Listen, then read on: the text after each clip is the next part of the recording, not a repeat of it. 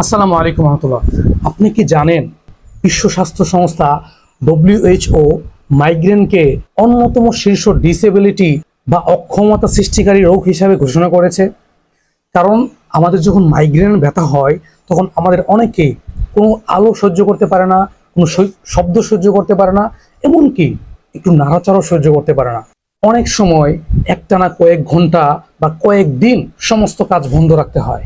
এতে চাকরি, পড়াশোনা, এমনকি পরিবারের দায়িত্ব পালনেও ব্যাঘাত সৃষ্টি হয়। এ কারণেই বলা হয় মাইগ্রেন শুধু সাধারণ একটি রোগ নয়, বরং জীবনের গতিকে থামিয়ে দেওয়ার মতো একটি ওষুধ। তবে ভালো খবর হলো সঠিক চিকিৎসা, লাইফস্টাইলের পরিবর্তন, খাদ্যাভ্যাসের পরিবর্তন, এগুলোর মাধ্যমে কিন্তু খুব সহজে আপনি আপনার মাইগ্রেনের সমস্যা থেকে মুক্তি পেতে পারেন।